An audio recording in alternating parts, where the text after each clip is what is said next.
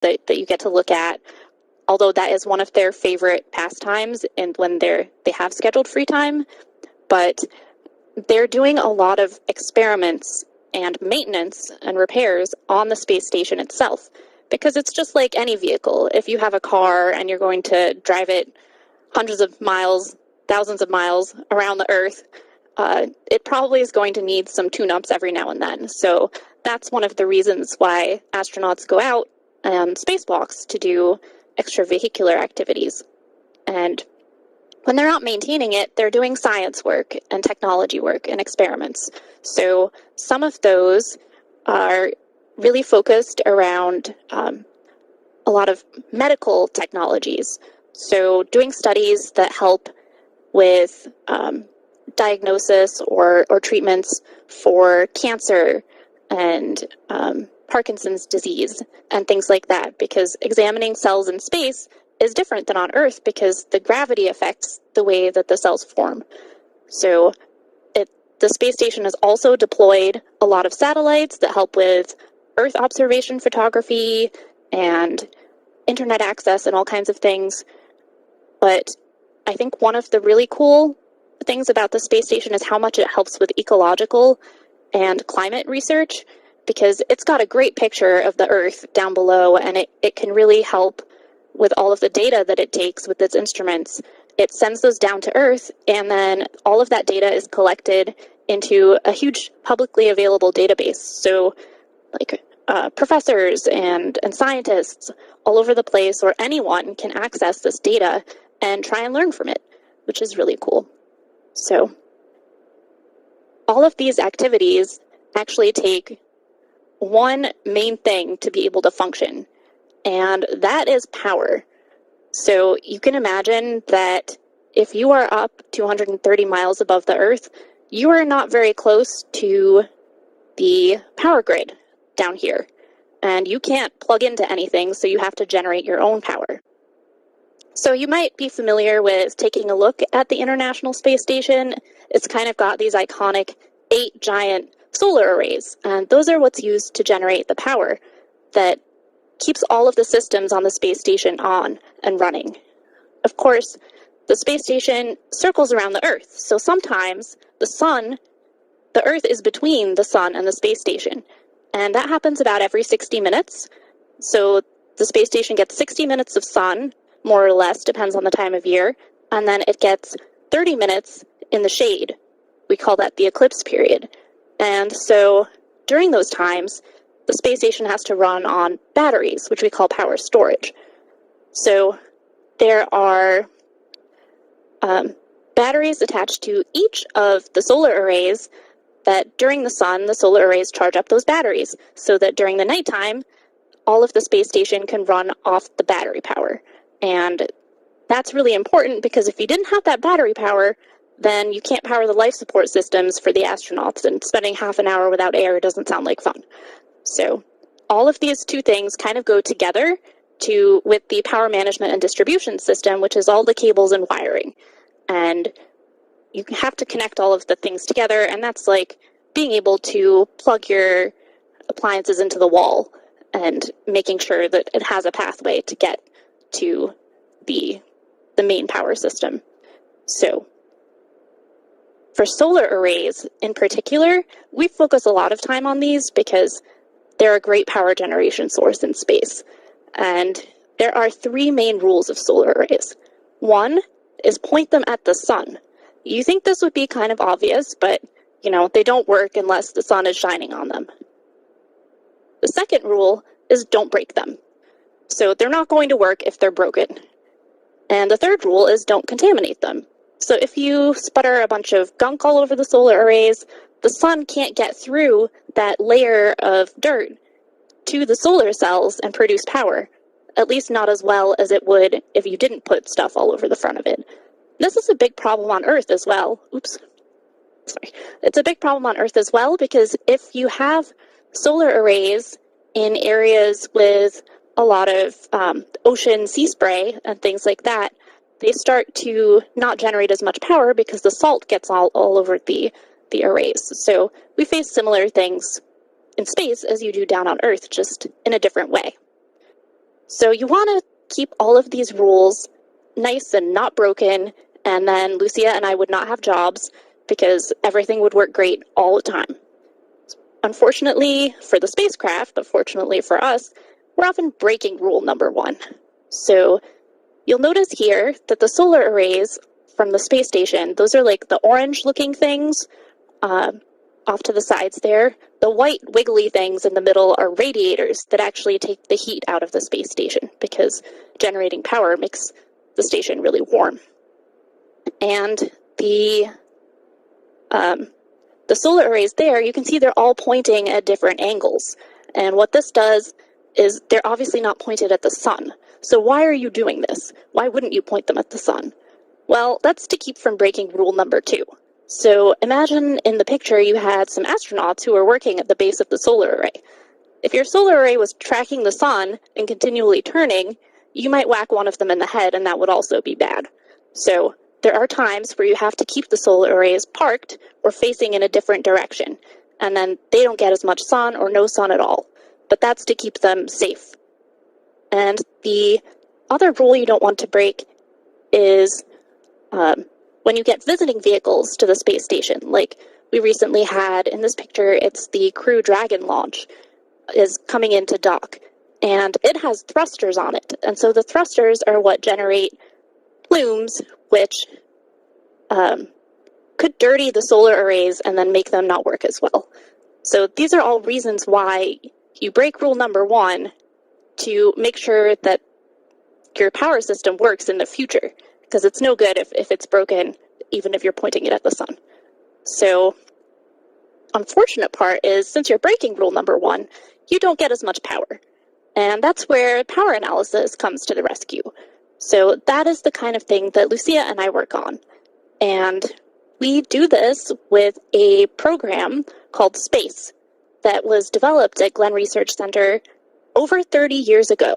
It's written in Fortran, which is a language that many people laugh at when you tell them that you write in Fortran, but it's a really fast at calculating things. And when you're doing electrical power system analysis, there are a lot of calculations. So it works really well for us.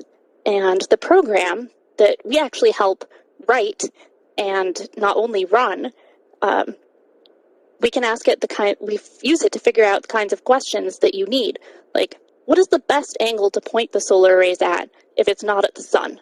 You know, there are allowable ranges where you can put the arrays, and which one would give you the most power? Can you switch whether the solar array is powering, or which solar array is turning on, say, the combustion rack on the space station?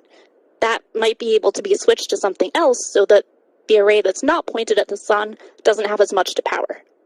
And then you can also, in emergencies, turn off electrical loads, because you don't need to have maybe, I don't know, your microwave powered if the most important thing you want to keep powered is your life support system. So you can turn certain things off to save power and get you through difficult periods. So the other thing we look at is, will the batteries recharge in time? And that's the main question for the ISS analyses.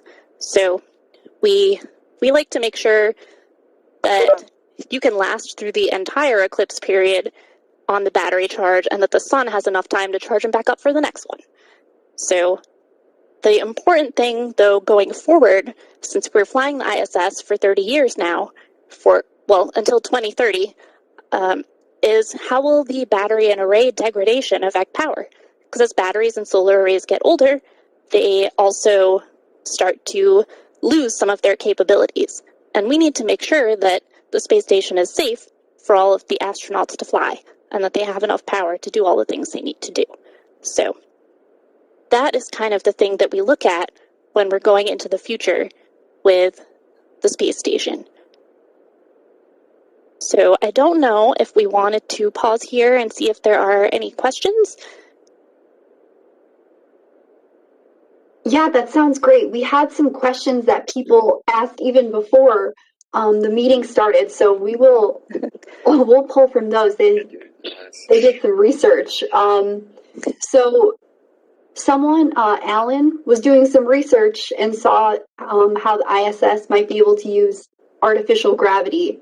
And they're wondering how that might help us exploring planets and like how that affects the human body, or if that's a part of your work, like, and how the power system goes to that. Yeah, there is so much going on the ISS all the time that we're mostly focused on the power system work. So I don't always get to hear about all of the cool stuff that happens.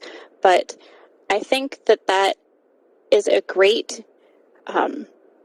thing to be looking at, because you may or may not know, but being in space with no gravity takes a huge toll on the human body. And the astronauts actually have 2 hours of scheduled exercise time a day, where they have to continuously maintain their physical fitness, because when they go back to Earth, they'll have lost a lot of muscle mass due to not having gravity. So I don't know the specifics of the virtual gravity experiment or what's going on with that, but I can definitely see the motivation behind it. I don't know if you've heard of that, Lucia. Yeah, for one of my design teams, we actually looked at artificial gravity. It was so fun. We made this rotational station. It was kind of fun to do. But yeah, we'll talk about the design teams later. And then I guess there was one other question we'll ask, and then we can continue on. Someone was wondering if the ISS is planned to be decommissioned in 2030, what are we going to replace it with, or is there not going to be something?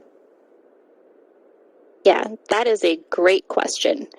And I think that at this point, NASA is looking at commercial companies to kind of come in and work in the low Earth orbit and develop space stations. And so that NASA can focus more on the goals of exploring deep space and getting us to the moon and beyond. So it's kind of one of those situations where it's been really awesome to have the space station up there, and it's led to a lot of discoveries and a lot of good things. So I don't know what would happen if commercial companies don't go ahead and put a new space station up there, whether NASA would go forward and start developing a new one. But I believe that that's kind of the philosophy at the moment. Is that right, Lucia? Yeah, I'm not quite sure. Okay. Yeah, I think that's the last thing that I heard. Awesome. Thank you so much. All right, so I will be talking about the Artemis program, which will be launching soon. And this is a picture that I pulled that was taken only a couple weeks ago, and it's, you got that full moon right behind the rocket. Super cool. So yeah, Sarah, you can go to the next slide. Okay, so just for some little background on the Artemis program, Sarah, if you click, yeah. So this, of course, everyone knows it's a very famous picture. We took our first steps on the moon in 1969, but the last time we took our steps on the moon was only 3 years later in 1972. So Apollo 17 was the very final mission of the Apollo program, and we have not been back to the moon since literally 1972. But hey, since then we've done all sorts of cool stuff, right? We have the Space Shuttle Discovery, which carried the Hubble Space Telescope into orbit in 1990. We've collaborated with all of a lot of different international partners to build and maintain the ISS, which is still flying. But, all of these activities for the past 50 years have never sent humans beyond low Earth orbit. And the ISS is only flying 200 miles above our heads, which is basically the distance from Harper College to Indianapolis. But you might say, 200 miles still sounds like a big distance to me. And that's true, but to visualize just how far away the moon truly is, here's an image to scale. And you can see that we are barely off the ground. And the last time we left that little red circle where the ISS is orbiting was 50 years ago. So now NASA has a new program called Artemis to burst that bubble. And basically, it comes from Greek mythology, where Artemis is the goddess of the moon, and she's the twin sister of the Greek god Apollo. So it's a very well-chosen name. And she represents her efforts to not only put the first woman on the moon by 2024, but also to bring a new wave of science payloads and technology demonstrations. And these next American astronauts will also step foot where no one has actually ever been before, which is the lunar South Pole. All right, next slide.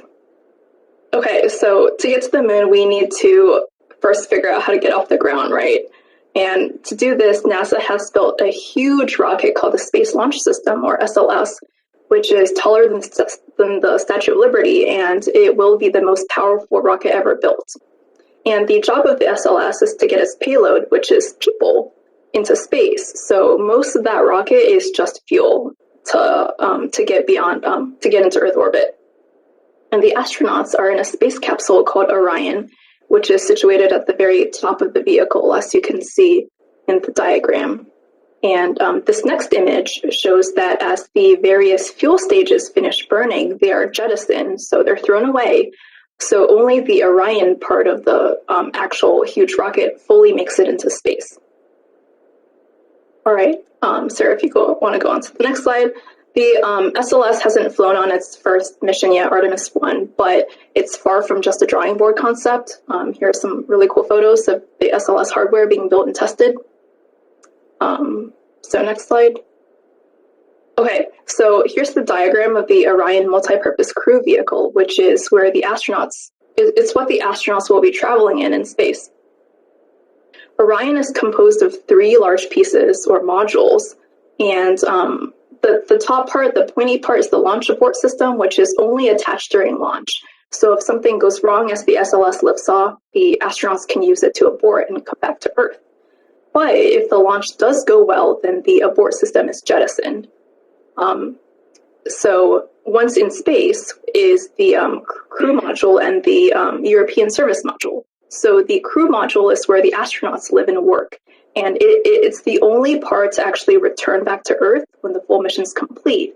And the bottom has a really nice heat shield to prevent the astronauts from burning up upon re-entry into the Earth's atmosphere, which is very important.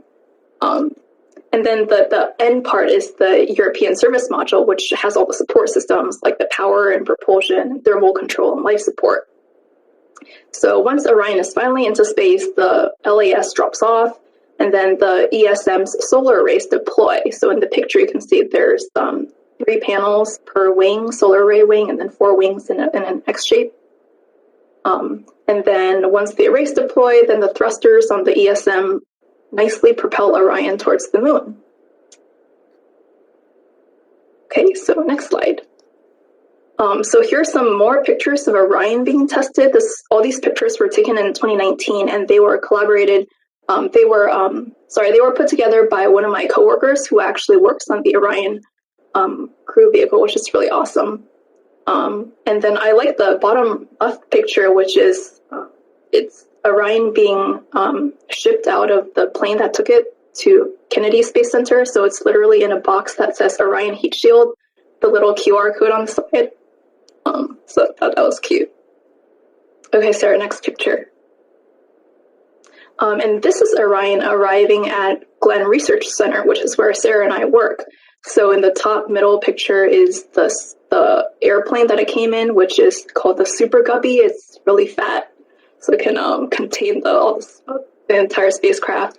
And so it came to Glenn because Glenn has a partner facility called Plumbrook Station, and it has the largest thermal vacuum chamber in the world. So basically it can take it's a vacuum chamber that you can fit a whole spacecraft inside it, and it'll cycle through hot and cool temperatures to simulate space. So cool stuff. Yeah, and it's also where the beginning of the Avengers movie was filmed. They filmed that at Plumbrook Station, and I took a tour of Plumbrook Station for part of work, and that was one key thing that they told us that they're very proud of, that they got rented out by the movie company, and they actually have the Avengers movies playing in the viewing area. So that's kind of neat too. Thanks, Sarah. Sure. Okay, so if you go to the next slide, yeah, this one. Okay, so all those pictures I think were from 2019, but these are some recent updates. And they show the SLS integrated with Orion as a full system ready to go out for a wet dress rehearsal. So in the top left, you can see how big that rocket truly is. Each platform is for humans to walk around on. And the top right is just the launch control center looking at as the rocket rolls by. And the rocket was assembled in the vehicle assembly building at Kennedy Space Center, and that's shown on the bottom middle picture. And it's really hard to comprehend how big this building actually is without being there, because it's one of the largest single-story structures in the world, and you can see it from miles around. It's super cool. And then it gets basically, finished integrating inside this building, and then it's rolled out on these crawler transporter things shown in the bottom left and bottom right. And they move at a whopping pace of 1 mile per hour, and basically they roll this rocket out to the launch pad. So on March of 2022, only like 2 or 3 weeks ago, the SLS was rolled out to the launch pad for a wet dress rehearsal, which is to load the propellant fuel and practice the launch countdown and make sure everything goes well. So it'll be launching with an uncrewed Orion spacecraft next month, just to make sure that we can launch without people in it safely. So next slide.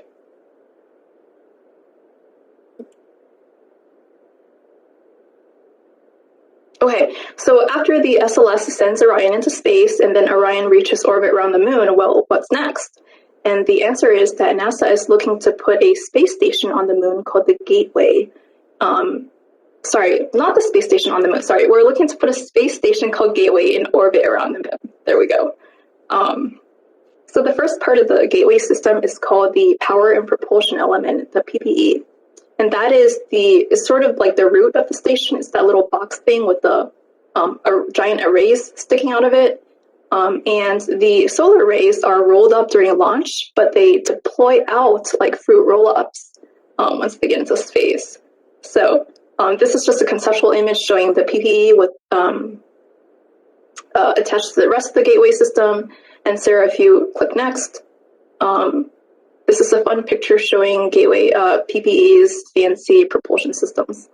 So the power and propulsion element is being built by a company called Maxar, and attached to it is a habitation module that's being built by a company by Northrop Grumman. Okay, so once the Orion spacecraft carrying the astronauts arrives at the moon, as shown in the picture, it'll dock to Gateway, and then the astronauts will exit into the habitation module, similar to how humans have been living on the ISS. So Orion will shuttle the astronauts between back to Earth once they're ready to go back home. But the larger vehicle attached on top there is the conceptual human landing system. It's a drawing of a generic conceptual generic human landing system. So astronauts will use it to get to the surface of the moon and to get back to Gateway in orbit.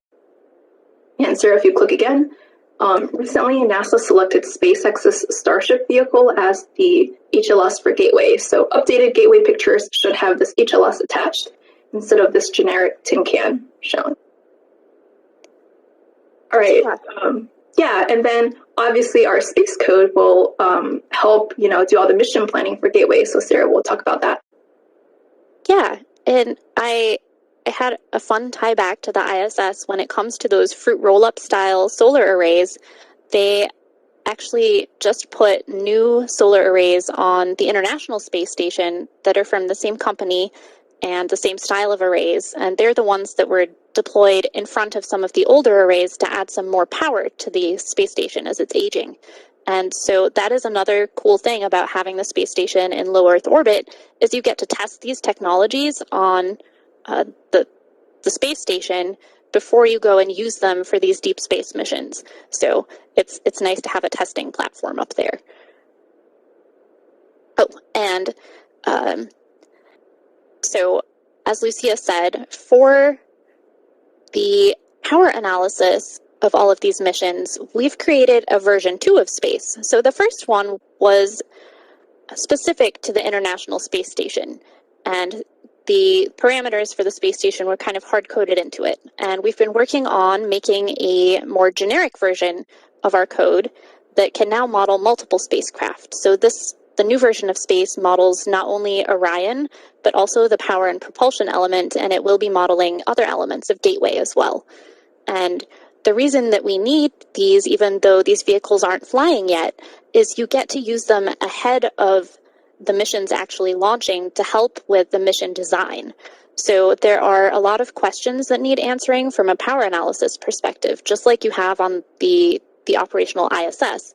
And so there are things we need to know, like you're not just flying in a circle around a planet anymore, you're following a trajectory from going around the Earth and out to the moon, and you're going to see lots of different maneuvers that you need to make in order to get you there. And some of those maneuvers go ahead and break the rules 2 and 3, or they would break rules 2 and 3 if you pointed the solar arrays at the sun. So again, we have to take a look at why and where you would point those solar arrays, and how do you fly it so that the vehicle has enough power to get it to the moon. And so we also ask questions like, how much power loss do we get if you're at Gateway and a visiting vehicle shadows your solar arrays? Because each little cell that's shadowed on the solar array, if a whole group of them is shadowed, you lose power from those cells to the vehicle. So if you have big shadows over a large portion of the solar arrays, then you lose a lot more power.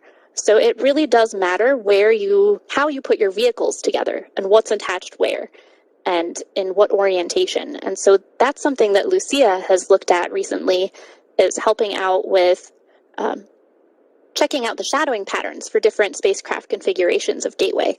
And I think that's just really cool, because we heard that it got sent higher up in a meeting this week, that her slides were in there, so we were happy. And we also look at things like, how long can the batteries support the vehicle? So how long of an eclipse can you survive? Things like that. And then, does the mission fail if a solar array or a battery is damaged? So those are all answers that we need to have before you can actually launch the mission. And with our space code, currently, we run it with a command line interface. So it's not fancy or anything, but it works for us. However, the Gateway Flight Operations Directorate down at Johnson Space Center has asked to use our space code down in flight operations when Gateway is launched. So they have asked us to put together a graphical user interface for it so that the mission control operators can use it from much easier than learning all of the command line commands that we're so used to. So I don't have a finished version of the user interface to show you, but I do have buttons. We get buttons now, and it's really exciting, and my favorite one is the run button. So that's just a small preview of the excitement to come for us. And all of this is leading up to the phase 1 of the Artemis program, which is getting us to the lunar surface by 2024. And so the mission that's launching in the next month is the Artemis 1 mission. And so that's the uncrewed one, as Lucia had said. And following that, there will be a crewed mission that will send humans to orbit around the moon. And so once we've completed phase 1, where we send the crewed mission to Gateway and to the lunar surface, we'll enter phase 2, which is starting to build capabilities for Mars missions. And so this is a really exciting thing to look forward to, because all of the work that we're doing on Artemis now will help us for these missions in the future. And I believe that this is the last slide of this section, so if there were any questions, we can answer them. Yeah, we had a few questions. We'll save some for the end, but we'll try to get to one for now. So someone was wondering, Artemis, I'm sorry, I lost my train of thought. Do commercial companies contribute heavily to Artemis? Or is the main infrastructure, because we saw the different pieces, but is the majority of it still NASA, or is it more of a big collaboration?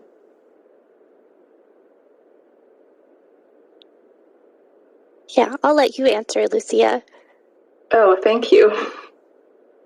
Okay, I guess Artemis, the actual gateway spacecraft, is I guess there's a NASA component for the vehicle system manager, and NASA, is in charge of deciding what it wants, and then it'll say, hey, who wants to come build this? And then it'll give out contracts because we already know how to build it, but we want to focus our energies on, pushing the boundaries. So there's actually, we're heavily involved with commercial companies and just stimulating the space economy.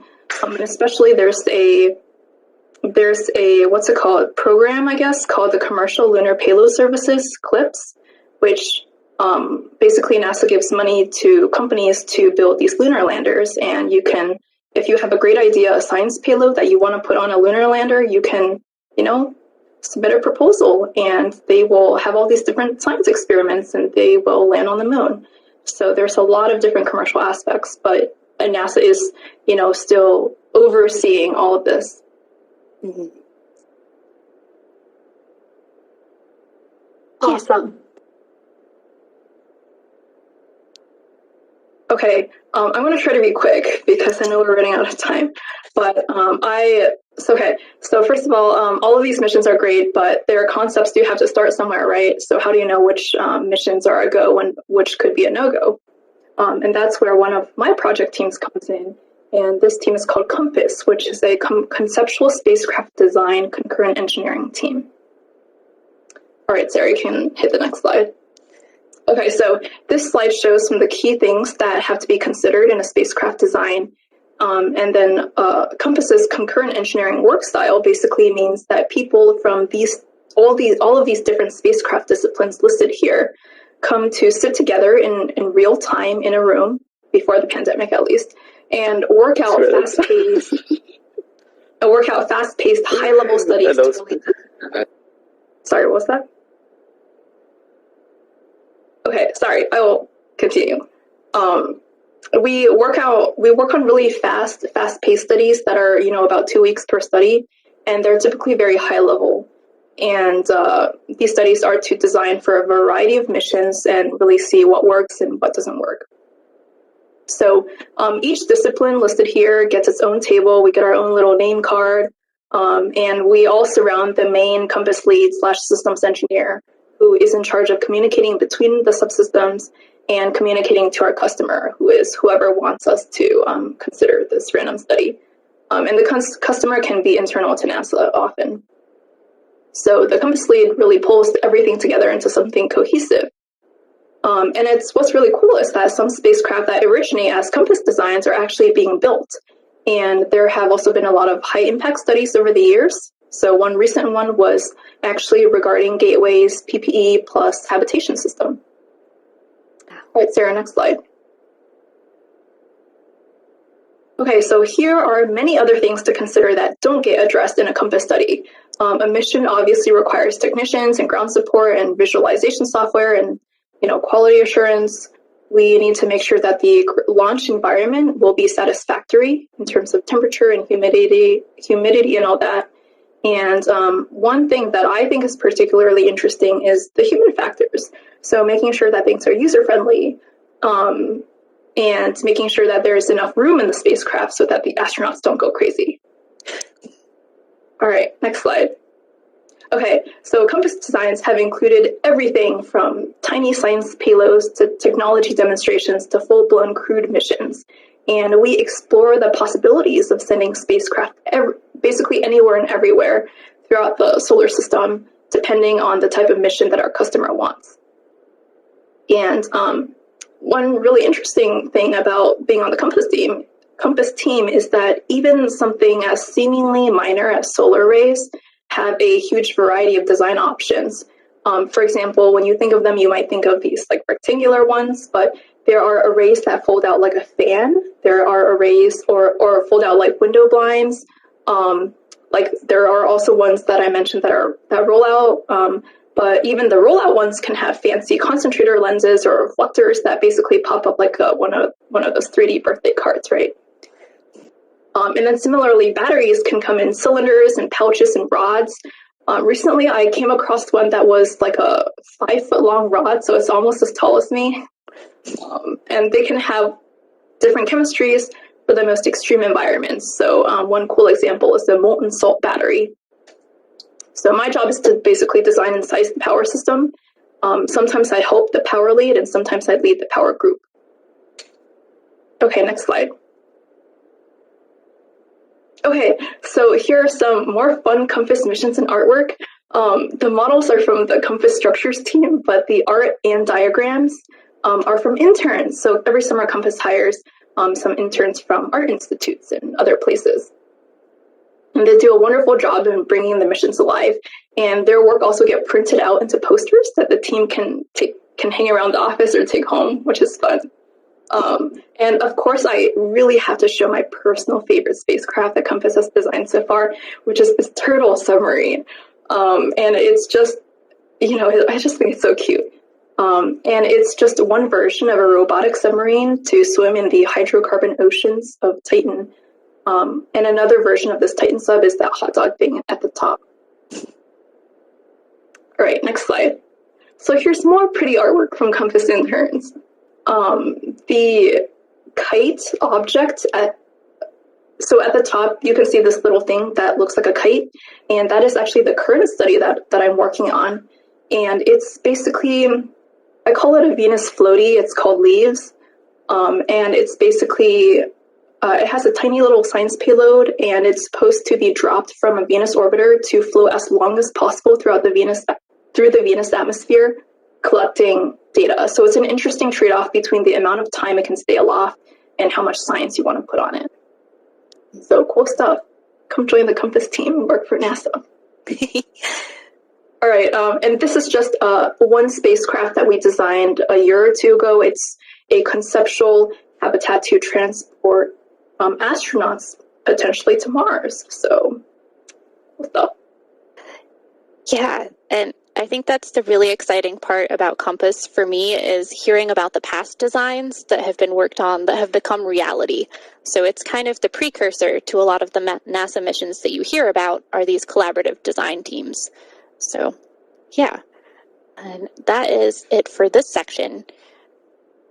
So if there is a question, we can take it or we can move on to the careers and opportunities. I think we can move on to the careers because I know quite a few people had some questions on that area. Yes, sure. Okay. All right. Yeah, next slide. Okay, hooray. So obviously when you think of NASA, you think of astrophysics and rocket science, but really all sorts of people can come work for NASA. For example, if you're interested in plant biology, well, there is something called the Veggie Lab at Kennedy Space Center, which, there's the Veggie Lab on the International Space Station, which grows plants in microgravity. So you can work on that.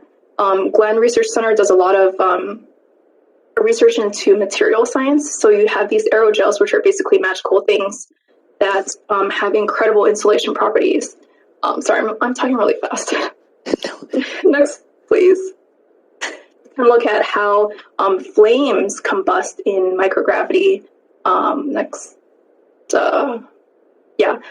then Glenn has a fancy graphics lab. So if you're interested in augmented reality or virtual reality, you can work there. Next, please. We look at cool aircraft. We also do a lot of ecological programs in environmental science. So you're interested in animals. And if you're math oriented or into, accounting, finance, business, there's cost estimation and budgetary things. Lots of medical research, as Sarah mentioned. Yes, we also need very good writers. So obviously, if you're really good at technical communication, if you're majoring in English literature or something like that, you can come be an editor or write nice articles. And if you're interested in history or photography, there's the Glenn History Office and, archives. And NASA needs a lot of people to take really nice pictures and really promote, all the cool work that we're doing. And finally, as I mentioned, Light Compass hires artists over the summer. You can come do a lot of cool conceptual art. All right, Sarah, on to you. Oh, I will say that Sarah and I really love working at NASA. So for me, it's getting to see, the best facilities in the world, and you can walk into literally any building and learn something completely new. Everyone's doing different things, and it's like a whole campus, a whole community. So cool stuff.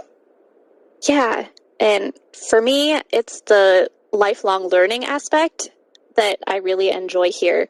That no matter which role you work in, learning is so encouraged. And so if you're enjoying your time at school and you're looking for a career and you're maybe thinking about academics or things like that, then NASA is also a place that really encourages learning of new things. And I know that I'm currently in a program that pairs you up with a mentor. And so my mentor is actually in HR, even though I'm a computer scientist. And so I get to learn a lot of things about NASA that I didn't know before, just to expand my horizons and the things that I know. And then we teach each other things. So it's just, and that's just one of many programs that's really cool. So there's room for all sorts of jobs at NASA. And not only are there a lot of different jobs at NASA, there are also a lot of different NASA facilities. So you can see on the map here, it kind of rings the United States a little bit, not so much in the center, but we have a lot of facilities that are research facilities, like Glenn Research Center, where we work, where they're doing research on different things. And then there are the space facilities where they do launches and mission control and astronaut training at Johnson Space Center and things like that. So you'll see that right up here is where Lucia and I work in the Cleveland, Ohio Glenn Research Center, and then Plumbrook Station is in Sandusky. So if you've heard of, there's that giant theme park there that I just lost off the top of my head. Yes, Cedar Point. So it's right next to Cedar Point. And they're actually not that far away from where you are at Harper College. So just a short drive and you can go visit sometime. Of course, if you're looking for a facility a little further out, there's the International Space Station, although the application process to get there is a little more intense.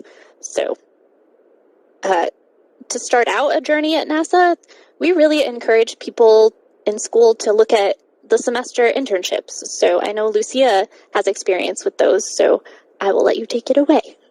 Yeah, thanks, Sarah. So I basically got my foot in the door with a NASA internship, and you can do fall internships, spring or summer internships. So there's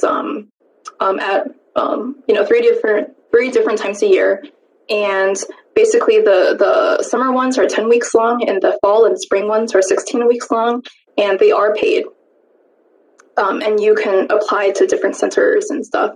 And all of the application process, I believe, is through that intern.nasa.gov link. And if it hasn't changed since I applied, you fill out one application and then submit it to up to 15 opportunities. So if you decide to, if you see a 16th really cool one, you can retract an application from one of the other 15 and apply to the 16th. So the fall deadline is coming up if you want to do a fall 2022 internship at NASA. I will say that the summer positions are often more competitive than spring and fall because everyone is free during the summer. When I was applying, I was getting so many rejection letters and it was really sad. So I actually got my first internship from a fall internship, and getting my foot in the door in the fall really led to my next internship opportunity with NASA, and then also the next one. So I did 3 internships total. So I would, really consider those fall and spring internships if you can. And these opportunities are available for both undergrads and grad students. Let's see, they are for U.S. citizens and need a minimum GPA of 3.0 though. Mm-hmm. All right, Sarah, on to you. Yeah. So I did a different kind of internship. I did a Pathways internship, which is also known around the centers as a co-op. And so that program, you actually become a civil servant when you start, and you sign up to do multiple sessions of internships while you're going through school. And then when you graduate, you have the option to convert to a full-time position or a term position, depending on how NASA is hiring at the time. And you get to continue working on really awesome projects, and each center actually does Pathways internships a little bit differently. So I know at Johnson Space Center, each session that you have as a Pathways intern, they rotate through different areas, so you get to try out a lot of different things. At Glenn Research Center, you're usually interning with one group the entire time, so you become an expert in that area. And so they have Pathways internships across all the centers, and the requirements to be eligible for them, you have to be pursuing a degree or a certificate in a qualifying educational program. So if you are looking to go into a 2+2 kind of program and do some different degrees, or there's a certificate program that is eligible, then I definitely encourage people to reach out and look into the Pathways opportunities. And you can take a look at them at any time on usajobs.gov, and that is where they'll all be listed. And you can actually set up to be emailed when new ones pop up, which is exciting because they don't stay open for very long. And there's also a recent graduate program. So if you graduate with a degree or certificate that's accepted by the Pathways program, then you might qualify to apply to recent graduate Pathways positions as well. And that's similar, where you work in this special program for a year as a Pathways recent graduate, and then you transition to being a full-time employee. And of course, there's another Pathways program for people who are receiving master's or doctorate degrees that you can look into in the future as well. And for academics, there are actually a lot of partnerships between NASA and universities and colleges. So I recommend, if you're interested in getting involved in NASA, but you don't necessarily want to do an internship, then you can look up some of these programs. And centers often have individual programs as well, that if you follow them on social media or something like that, you might hear about things like University Days, where Glenn Research Center, I think, sometimes does virtual tours and things like that for college students. And so there are a lot of things out there, including the student design challenges, where you can propose solutions to different mission problems, and then you get your ideas reviewed by scientists and engineers. And there's the college capstones, where you can work with oversight from faculty and NASA scientists and engineers. And then there are a couple of cool challenges, like the robotic mining challenge that there's a picture of on the bottom left there. And then there's Rascal, or Rascal, as Lucia likes to call it, which I think she was involved in. Yeah, so I'll talk a little bit about that real quick. I do call it Rascal because it has a dash, but I'm like the only one to do that. But anyway, so you can see that you can join student design challenges that involve building something like the robotic mining, or you can do sort of conceptual design challenges like Rascal. And when I did it, it's basically you get to pick the challenge that you want to do. So we actually picked the theme of implementing an artificial gravity habitat to go to Mars. There are basically, you do some research with students and write up a report. And if you're selected for the finals, then they invite you down for 3 days to Cocoa Beach in Florida, and you get to network with industry leaders and sit on the beach looking at stars, and it's fun. I was gonna say something else. Oh yeah, so you can also do that with students from other schools as well. So when I did this, I was at my first internship at NASA, and a couple interns and I just said, hey, this looks cool. Let's make a ragtag team. So that's how we entered. But I highly encourage, doing an internship or doing one of these design challenges and come to visit NASA, because you really get to tour all of the really cool facilities and maybe see some rocket launches, and it's fantastic. Yeah. And of course, if you are already graduating, you don't have time for an internship, then you can always look for the positions that are open for permanent employees and civil servants. That's on USA Jobs as well. And if you can't find what you're looking for as a civil servant, NASA works with so many contractors, as you've heard, with us working with commercial space companies. And it's not just in the technology area. There's contractors for IT, there's contractors for HR, there's all kinds of different contracts out there. So if you look for jobs in the area where a center is, you're sure to find some different contract opportunities as well. And so that's just kind of a lot of different ways that you can get involved with NASA.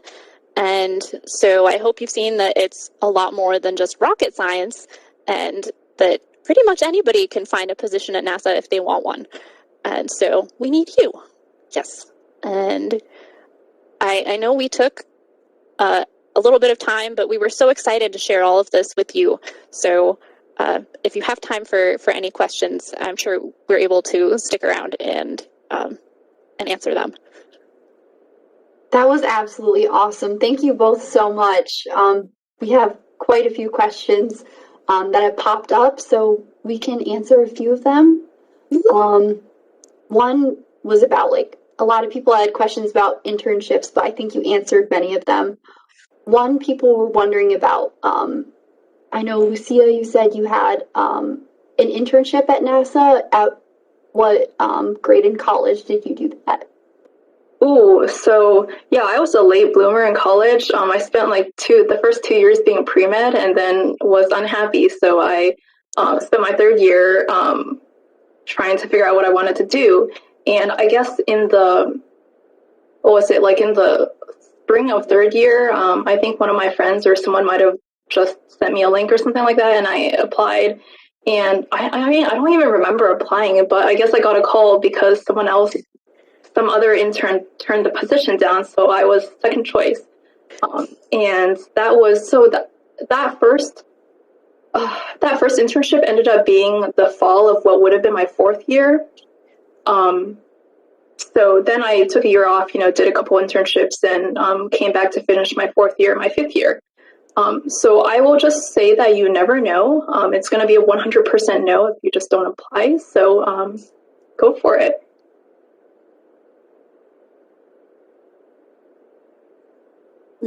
I also met someone who was an intern and hadn't even started their first year of college yet, and they'd been accepted into a college, but then he ended up doing 2 or 3 semesters of internships before even taking his first class.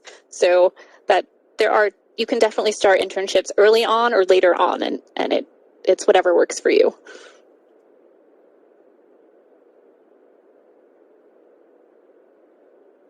That's awesome. I'm trying to figure out which questions. Okay. So when you guys were applying to NASA, I know, Lucia, you said you did the internships, but people are wondering what the process is like in general. And did you know for a while that you were going to apply? So I guess your personal experience as well. Sorry, so the first part of your question is, what's the general application process? Yes, I think that's what they're asking, yes. Okay, yeah, the semester internship application process is actually pretty easy. You just fill out your skills, I guess, and they do ask for computer skills if you have any. And then you do need one teacher recommendation, at least when I was applying. And the teacher uploads the recommendation directly to the website. And there's also a short blurb asking you why you want to work at NASA. And basically you fill this out and then you can just submit it to, up to 15 opportunities. So you don't need to fill something out 15 times, which is great. And gosh, I was going to say something and I totally forgot. Oh yes, so Sarah and I were actually on the interview panel for a intern that was going to be in our branch internship position. And I will say that one thing we do look for is passion, if you can express that. So we not only care about, your resume is fine, but also, if you actually want to be here. So. Oh, sorry, what was the second part of your question? I guess, did you always know that you wanted to work for NASA, or was that something that you discovered as you were going through your academics? So I kind of had a weird path because I always knew that I loved astronomy, but somehow, as I was growing up, I got lost in medicine. I guess I just grew up, all my friends were pre-med and all of them wanted to be doctors. So I guess I just thought I was going to go to Harvard and be a doctor. And that didn't happen, obviously. And I guess NASA was just this big dream. I didn't really think about it. I didn't even know it was my dream. But I guess getting accepted and then so the center I ended up going to was Langley Research Center for my first internship. And I guess that just really woke me up because I actually felt really happy, for like the first time, because I was doing what I wanted to be doing. And, when I came back to school, I felt that my life had more direction because I knew where I wanted to end up after I graduated. I will say that. Yeah, and I know that I also had kind of a wandering experience to NASA myself. I had never really even thought about it because in my mind I thought, oh, NASA, that's where the rocket scientists work and you have to be a genius. And, I'm not a genius. I'm just me. And it took actually having a professor who worked at NASA because I was going to school, only miles away from the NASA center. So one of my professors worked there and encouraged me to apply for Pathways internships. And I was like, really? Normal people can just work at NASA? And because I didn't grow up in the Ohio area or near any NASA centers, so it just felt, really crazy to me. But I will say that after my first semester as a Pathways intern, it really helped me see what the environment was like and the different things that you can work on there. And they did a good job of having us take training and things like that to explore the center.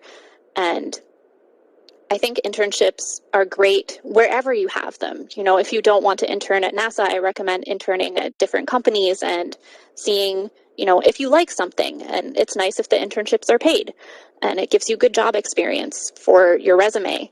But that's not the main reason to want to apply somewhere. So like Lucia said, looking for passion in applications, you don't want to be applying because you think it will look good on your resume.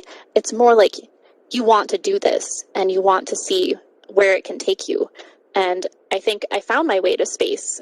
It wasn't something that I was looking for, but I got there and now I'm just so excited where I am. So there are a lot of people around at work who definitely started their whole lives thinking, I'm going to work at NASA and I'm going to be an astronaut and I'm going to take aeronautical and aerospace engineering. And they go down that path. But I definitely wasn't one of them. And I even have an earlier degree before computer science in French. So that is completely 180 that I did later in my life. And I will say as well that NASA is really great with supporting diversity and inclusion, and they're often working toward trying to make things better for all the employees. So whether that's there's lots of different equity programs and things like that, and advisory groups for different things. And I am not shy about talking about my own personal struggles, but I have ADHD, and so school was hard for me, but I can still find a place at NASA and I can still work there and be encouraged and work with people to do really well. So don't let anything hold you back if you have dreams to to go do something at NASA or anywhere else. Yeah. Oh, I will interrupt real quickly since we're talking about applications, and say that for the Pathways application, it's a little bit different. For that one, since it's through usajobs.gov, you will need to get through the automatic filter. So I would probably recommend, I don't know, Sarah, maybe you will recommend differently, but I would probably recommend adding in, the buzzwords in the job application, and you can write your resume to be as detailed as you want. It doesn't have to be a page for USA Jobs.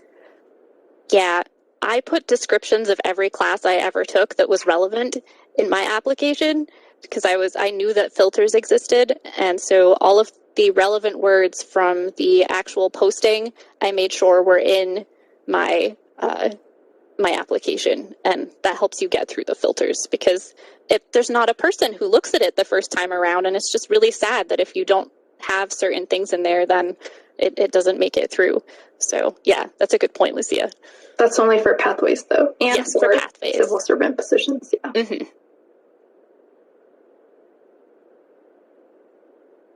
I think we're coming up towards the end, but I think I can speak for everyone here. This has just been absolutely incredible here. Just getting to speak to you guys and hear your personal stories, and the fact that you touched on so many different areas and make so many majors a part of your presentation, and your own stories. That was just super powerful. I'm so grateful that we got to speak from people from NASA. That's absolutely insane that we can say that we had people from NASA come speak with us. Yeah, thank you all so much for coming. We're so grateful that you came. And thank you again, Lucia and Sarah. This was absolutely incredible. That was great to be here. Thanks. Yeah. Oh, I was just going to, for those who didn't see it, just note Professor Damcott's comment in the chat that we actually have a former Harper student pursuing their PhD working on the materials for spacesuits for the Artemis mission. So that's exciting. That's Do you know which center they are at? Deb, do you know? Don't know? Yeah, she's at the University of Delaware. No. Yeah, really cool stuff. Super exciting. Yeah. Oh, and I think we're both really excited to have been able to present to you all today and talk a little bit. I know all week Lucia and I have been going back and forth. We're so excited. So yeah, it's always fun to share what we work on and to talk to people who are interested. So thank you for having us. Awesome. Thank you. Thanks, everyone. Thank you. Thanks. Thank you so much. It was so great. Bye, everyone. Bye. Bye, thank you. Are people